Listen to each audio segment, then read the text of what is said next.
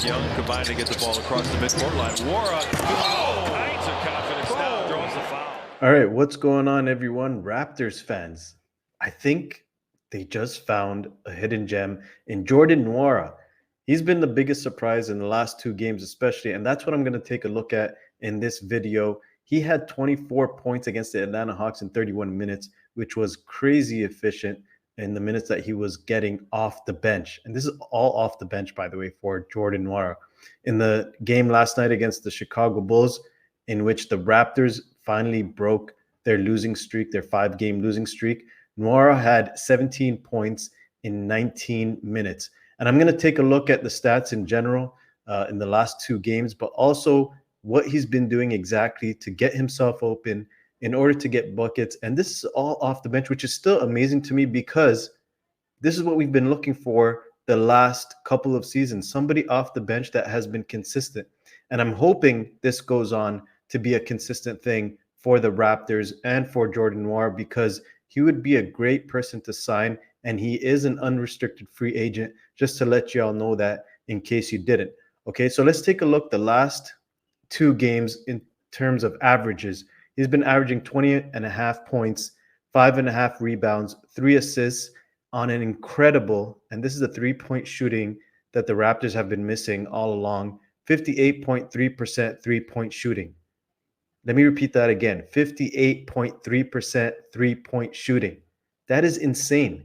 So let's take a look at some of the things that he's been doing well and what he's been able to get in terms of his shots, okay?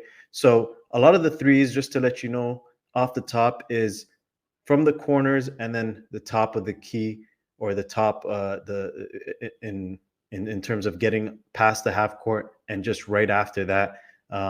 That's where he's been getting a lot of his threes. So let's take a look at some of the things that he's been doing well, starting from the Hawks game, okay? So this was in the second quarter. He gets separation from the defender and just calmly hits a three-pointer. And I like that he's very decisive on what he wants to do. And in the second clip, he gets a pick from Jonte Porter and is trying to assess what he's going to do with the ball. And that's something that comes with decision-making, being able to figure out what you want off the dribble or off the pick. And so here he decides that he's going to take a step back, try to break down the defender, and does a good job with the spin move and hits a floater. And at his size, 6'8", 6'9", he moves pretty well. And so this is the thing that I'm looking at as well. When he gets out on the break, he's trying to get to the open spots. And in this case, with Schroeder on the fast break, he finds Jordan Nwora for the corner three.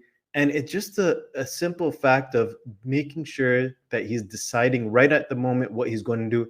And he already knows he's going to be able to shoot over a lot of the players that are defending him. And in this case, Trae Young is trying to close out on him, which is not going to happen.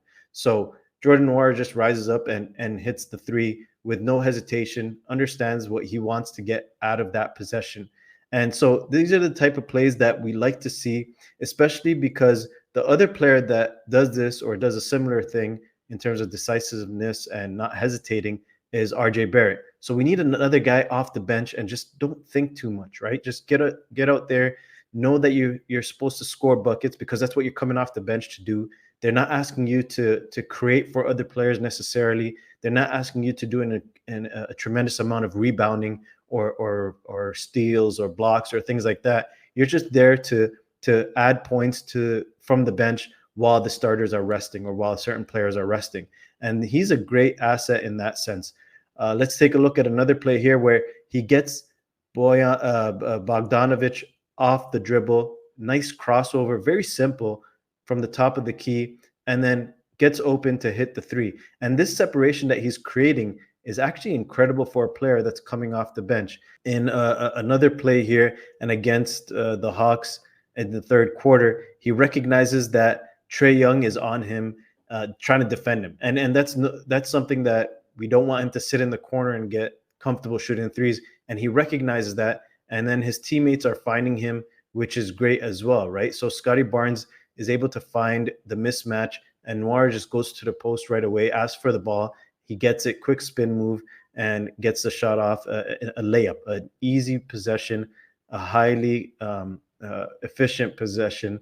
And in this case as well, He gets out on the break. Dennis Schroeder finds him for on the break, and he's aggressive. He knows the defender's not going to stop him. Again, Trae Young is on him, and that's something which is great to see. So recognizing who your defender is and being able to just exploit that mismatch. Okay, and so we have that as well. And then in another play here in the fourth quarter, where the Raptors kept the game close, by the way, and which was impressive. But again, Noir finds the mismatch, and Trae Young is defending him. Trae Young is at least 8 inches shorter than him. If we're listing Trae Young at 6 feet 6'1", he's no way he's taller than that. And Noir is listed at 6'8". Even if he was 6'7", he's still 6-7 inches taller than him. It's an easy mismatch there, and the great thing about him is that he goes straight to the post and he's not settling or not running to the corner, right? And that's what I like to see, and he's being very aggressive in that sense. Gets the ball, gets the easy layup, and so he continues this aggressiveness against the Chicago Bulls. And again, he's just rising for the 3-point shots.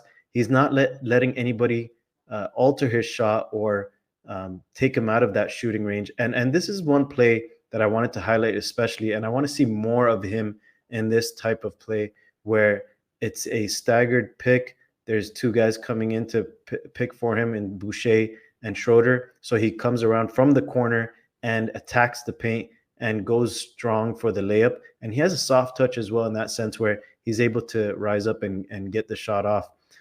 In this other play, he just finds where he needs to be. The corner shot is open. He's able to space the floor, which is great for the Raptors. That's what they want, spacing.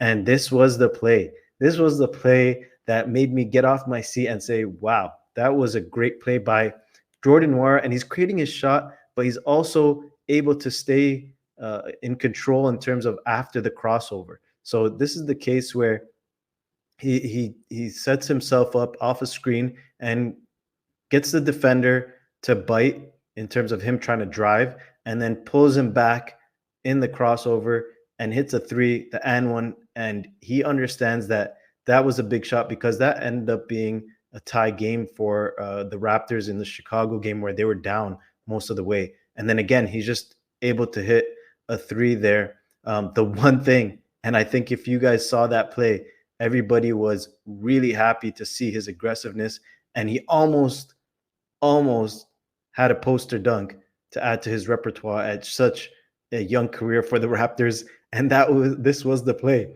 This was the play where he just went up and he was trying to dunk it. But the most impressive part, I think, was he came off the screen and he recognized that the double team was coming. He almost crossed Andre Drummond off his feet. Andre Drummond was this close to falling. And then he gets into the paint, and the paint is just wide open for him to go in for the dunk. And I don't even know the Chicago player's name. I think he's a rookie there. He almost gets the poster dunk here. Just an amazing type of player here where and a great find for the Raptors. He came in from the trade with the Indiana Pacers in the trade for Siakam.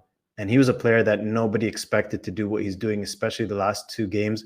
And the great thing, though, that the reason why he's able to do this is because there's a lot of injured players, right? We have RJ Barrett injured, IQ is injured, Jakob is injured. So 3 out of the 5 starters are injured, but he's getting a lot of minutes off the bench and he's producing when he's coming off the bench.